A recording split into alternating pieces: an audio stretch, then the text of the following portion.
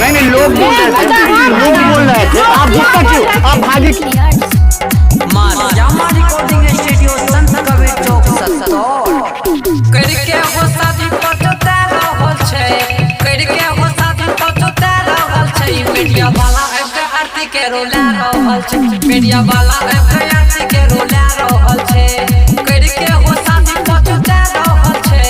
करके हो शादी पचोते रहल छै मीडिया वाला के आरती के रोला रहल छै मीडिया वाला के आरती के रोला रहल छै करके हो शादी पचोते रहल छै करके हो शादी पचोते रहल छै वो मीडिया वाला के आरती के रोला रहल छै मीडिया वाला के आरती के रोला रहल छै मीडिया वाला के आरती के रोला रहल छै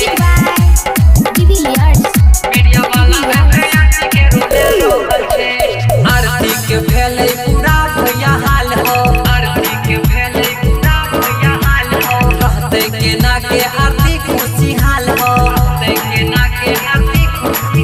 हो आरती के फैले पूरा भैया हाल हो कहते के ना के आरती खुशी हाल हो सुन के हो मोहन बचता रहल छै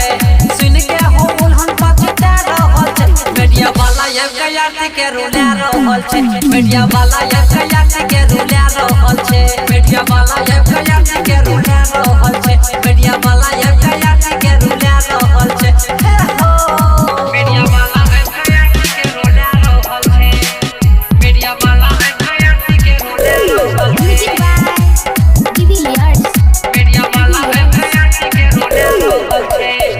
कहै छै कर लेल कोई भैंसुर से शादी कहै छै कर लेल कोई भैंसुर से शादी आरती के लिखल छै भैया बराबादी आरती के लिखल छै भैया बराबादी